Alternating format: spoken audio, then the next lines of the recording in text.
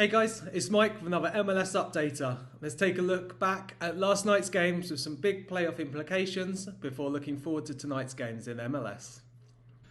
So Inter Miami managed to get a 2-1 win over playoff rivals Columbus Crew in the East. A brace from Higuain was enough to give his side the win. It had huge implications and a huge gap in play. The long half-time delay due to the weather, and this game didn't finish until the early hours. But it was huge for Inter Miami, who now go within 2 points of Columbus Crew in 7th to continue their playoff push after 3 games without a win. This is a tough one to take for Columbus, who have now been dragged back into that mix. A win or at least a draw would have kept a bit more distance between them. But Inter Miami did incredibly well. They battled well. They brought in Ariel Lassiter into this one to start from the start. And it was his pace which helped open in the scoring with a quick counter-attack before feeding Higuain in the box to score his first of 2 goals in that game. There's Taylor. Needs options in front of him, and it's Lassiter happy to make himself one. Lassiter running in behind. He's got Gonzalo Higuain. Atari Lassiter. Higuain! Slid past the goalkeeper, and Miami draw first blood. And defensively, they've performed well once again. And it was Callender in goal who secured all 3 points. Really, a save as good as a goal, as they say, with a huge save at the end of the game to ensure that Inter Miami got this 2-1 victory and continue their fight for a playoff place. Moreira is lifted toward the heart of the area, settled. Pedro Santos dragged across, and it's tipped over by Callender. The other side last night in the East, who are competing with Inter Miami and Columbus Crew for a spot in the playoffs, was New England Revolution. But a 3-1 defeat to Houston Dynamo in Dallas is really not what they needed. This ensures that the remaining games will be vital for the Revolution, who have played 1 game more than most of their rivals. Kenny Bundy took control of his first game as interim coach.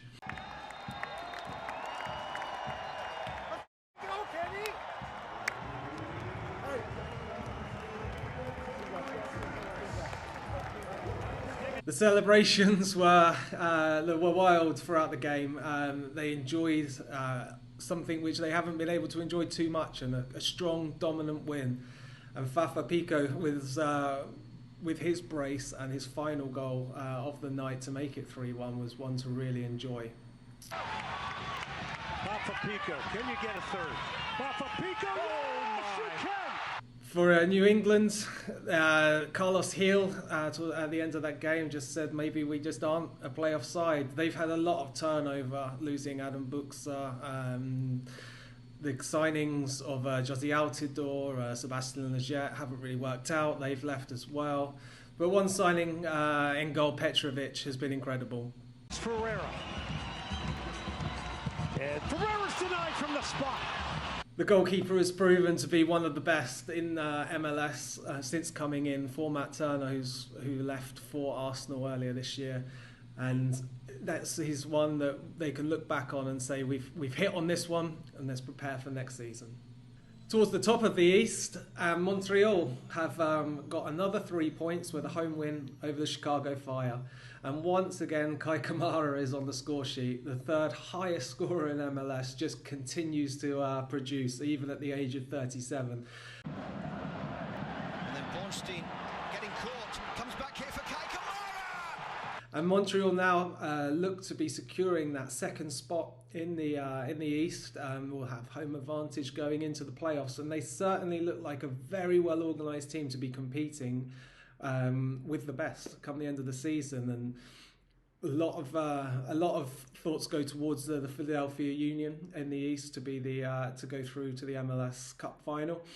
But it seems the way Montreal are playing, and they'll definitely be a side to be careful for the Union, and definitely a side who've got the ability to cause an upset. Even finishing 2nd, they will definitely be the underdog, so to speak, in that game.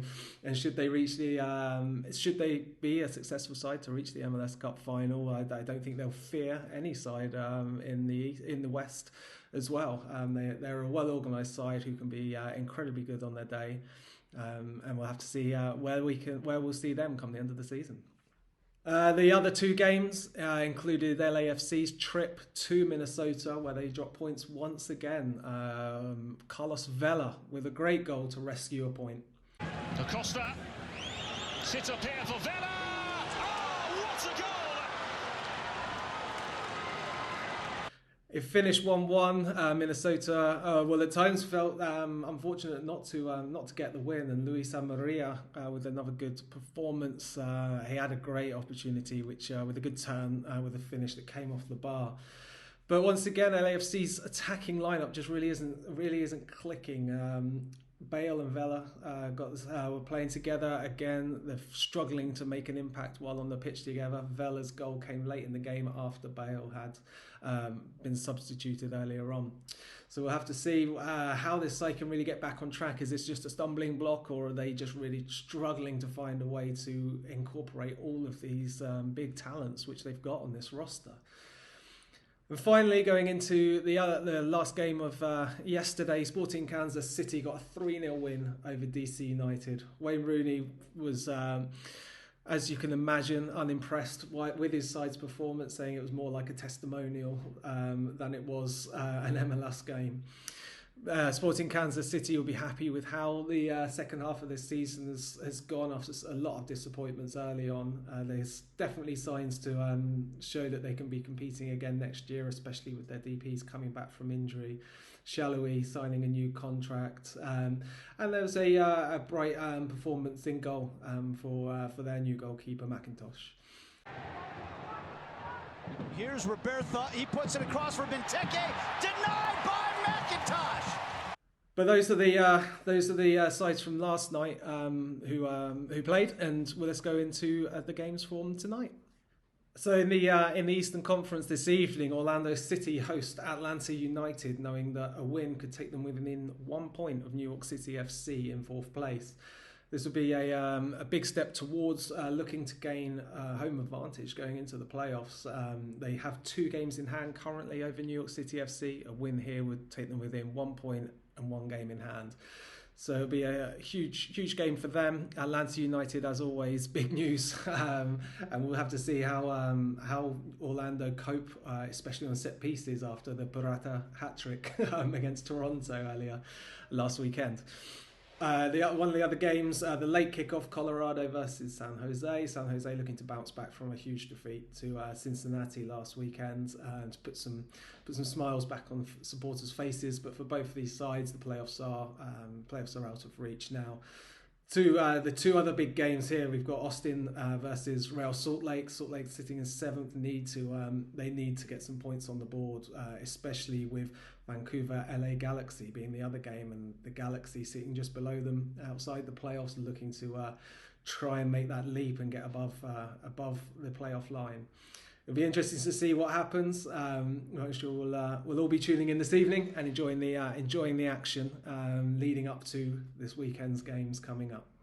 Thanks very much, guys, for listening. You can follow me at MikeRice1983 on Twitter. Please hit that subscribe button, and we'll come back with you more MLS updaters in the near future. Thanks very much, guys. Take care. Bye.